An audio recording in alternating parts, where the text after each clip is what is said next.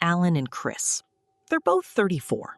They live in the same city, work in similar jobs, and after a decade of steady saving, refusing to upgrade their phones every year, and quietly resenting friends who post vacation photos, they've each managed to save $100,000. Financially, identical. But when it comes to what to actually do with that $100,000, they couldn't be more different. Alan believes in things he can touch. He wants a property with his name on the deed, tenants paying down his mortgage for him, and the satisfaction of driving past a building and saying, "I own that." Chris believes in not having to think about it. He wants his money working in the background while he does literally anything else. No tenants, no toilets, no 11 p.m. phone calls about a broken furnace. So they split. Alan buys a rental property. Chris puts his $100,000 into the stock market. For the next 20 years, we're going to follow every mortgage payment, every rent check, every dividend, every repair bill, and every market swing to find out which $100,000 actually made more money. Alan finds a small, single-family rental in a solid, unglamorous neighborhood, $320,000. He puts 25% down, the going rate for investment property financing, which is $80,000, leaving a $240,000 mortgage. Closing costs and minor initial repairs eat another $15,000, plus a $5,000 cash reserve he sets aside for the inevitable. His full $100,000 gone before he collects a single rent check. He secures a 30-year fixed investment property loan at 7.25%. Investment loans always run a bit higher than owner-occupied ones. Principal and interest come out to about $1,637 a month. Add $260 in property taxes, $140 in landlord insurance, and $270 set aside monthly for maintenance and vacancy. Call it 1% of the property's value a year, split across both. And Alan's total monthly cost of holding the property is roughly $2,307. He finds a tenant within 3 weeks. Rent? $2,150 a month. Chris takes his full $100,000 and puts it into a broad market index fund the same week Alan signs his mortgage papers. No tenants, no lease agreements, no 2 a.m. texts about a garbage disposal. He sets his dividends to automatically reinvest and otherwise doesn't touch it. Right away, the two are doing very different kinds of owning. Alan owns a specific building on a specific street that could, in theory, burn down. Chris owns a tiny sliver of thousands of companies he will never visit. Here's where people usually stop the comparison and declare a winner too early. Alan is collecting $2,150 a month in rent. Sounds like pure profit. It isn't. Subtract his $2,307 in mortgage, taxes, insurance, and maintenance reserves, and Alan is actually running about $157 a month negative in year one, before counting a single vacancy or a single missed rent payment. That's not unusual for a leveraged rental purchased with only 25% down. It's called negative or break-even cash flow, and plenty of real estate investors accept it in year one, betting on rising rent and a shrinking mortgage balance over time to eventually flip it positive. Chris, meanwhile, has no monthly cash flow to worry about at all. His stock portfolio doesn't call him asking for a check when the market has a rough month, but he also collects no rent check either. His return, for now, is entirely on paper. Would you rather own one rental property outright or hold $100,000 in an index fund you never have to think about? Drop your answer in the comments before we get to year 10. We'll check who was right. 8 months in, Alan's tenant breaks the lease and moves out early. It takes 5 weeks to find a new one, during which Alan pays the full mortgage out of pocket with nothing coming in. Total cost of that vacancy? About $2,900, on top of a $180 cleaning bill and a $60 repair doorknob.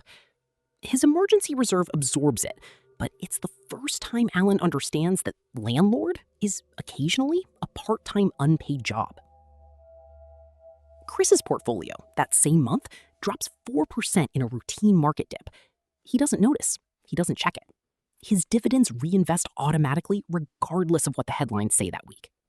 By year 3, Alan's rent has crept up to $2,280 a month through modest annual increases, while his mortgage principal and interest payment has stayed fixed at $1,637. His monthly cash flow has flipped from slightly negative to roughly break even. Here's the part that makes real estate investors evangelical. Alan only put in $100,000, but he controls a $320,000 asset. If the property appreciates 4% a year, that's 4% growth on the full $320,000, not just his $100,000, because of leverage. After 3 years, the property is worth roughly $360,000. Alan's mortgage balance has dropped to about $232,500 through amortization and a bit of extra principal he threw at it after a good year. That puts his equity at approximately $127,500, up from his original $100,000 even before counting $1 of rental income. Chris's $100,000, invested at an assumed 9% average annual return, has grown to roughly $129,500. No leverage, no tenants, no vacancy, just compounding. After 3 years, the two are close, genuinely close. This is usually the point in the video where people on both sides feel validated. Neither is wrong yet. Leverage is the single biggest reason real estate returns can outpace stocks on paper. Alan's gains are calculated on $320,000 of asset value, not his $100,000 of actual cash. But leverage cuts both ways. If the property had dropped 10% in value instead of rising, Alan's $100,000 in equity would have taken a much harder hit than Chris's $100,000 would from a 10% stock market dip, because Alan is exposed to the full loan balance regardless of which direction the property moves. Chris, by contrast, is never one bad month away from a margin call or a missed mortgage payment. His downside is limited to what he put in. Alan's downside, technically, is larger than his $100,000 because he's on the hook for the mortgage no matter what the house is worth. Year 7 isn't kind to either of them. The stock market has a correction. Chris's portfolio drops about 16% over several months. On paper, he loses tens of thousands of dollars almost overnight. He doesn't sell. He keeps his job, keeps living his life, and checks his portfolio a grand total of twice that year. Alan's property, that same year, sits vacant for 2 full months after a tenant defaults and has to be evicted, a process that costs him $3,400 in lost rent, legal fees, and turnover repairs combined. Unlike Chris, Alan can't just not check it. An empty rental still needs a mortgage payment every single month, whether or not anyone's living in it. Both come out the other side. Neither one's strategy failed. Both just learned, in very different ways, that there's no such thing as a truly passive $100,000. Alan's property, now appreciated to roughly $474,000 at a steady 4% annual rate, has a mortgage balance down to about $202,000 after 10 years of payments. That's approximately $272,000 in equity. Add up 10 years of rental income minus every mortgage payment, tax bill, insurance premium, vacancy, and repair, and Alan has also pocketed a modest but real $18,000 in net cash flow along the way. Money that actually landed in his bank account, not just on paper. Total value created for Alan, roughly $290,000 from an initial $100,000. Call it a 2.9x return on his actual cash invested over 10 years, largely thanks to leverage. Chris's original $100,000 at a 9% average annual return with dividends reinvested is now worth approximately $237,000. No leverage, no landlord duties, no 2-month vacancy, just consistent, hands-off compounding. At year 10, Alan is ahead, but he's also put in real hours, tenant screening, 2 evictions worth of stress, a handful of 2 a.m. maintenance calls, and a not insignificant amount of his own labor that never shows up in the spreadsheet. This is the number nobody puts in the thumbnail. Chris has spent, conservatively, about 4 hours total over 10 years thinking about his investment, mostly during tax season. Alan has spent, realistically, somewhere north of 150 hours. Showings, screenings, repairs, phone calls, one eviction hearing, and an ongoing relationship with a plumber he now has on speed dial. If Alan's extra return over Chris works out to roughly $53,000 over 10 years, and it cost him 150 plus hours of actual time and stress, that's effectively $350 plus an hour for his trouble, which might be a fantastic trade, or might not be, depending entirely on what Alan's time and stress tolerance are actually worth to him. That's not a math question anymore. That's a personal one. By year 15, Alan's property is worth roughly $576,000, with about $135,000 left on the mortgage, equity near $441,000, plus a growing pile of net rental cash flow that's now solidly positive every year, as rent has outpaced the fixed mortgage payment.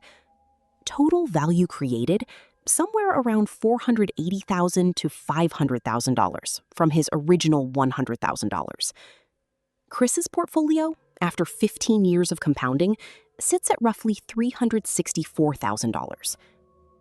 By year 20, Alan's property has appreciated to approximately $701,000. The mortgage is down to about $52,000, and cumulative net cash flow adds another meaningful chunk, putting Alan's total value created somewhere in the $700,000 to $730,000 range. Chris's $100,000, after 2 full decades of compounding at 9% average annually, is worth approximately $560,000.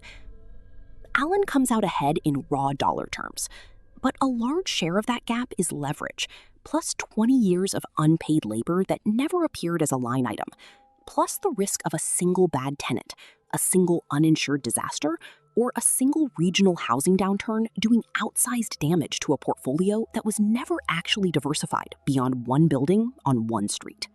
So, which makes more money, real estate or stocks? Alan's numbers are bigger, but bigger and better aren't the same question. Chris got roughly 77% of Alan's total return for 0 hours of labor, 0 vacancy risk, 0 eviction hearings, and the ability to liquidate his entire position in about 3 days if he ever needed the cash. Alan got a higher number, a physical asset, meaningful tax advantages we didn't even fully account for here, and 20 years of being, at least part-time, a landlord. The honest answer is that real estate's edge comes almost entirely from leverage and labor, not from real estate being inherently a better asset than stocks.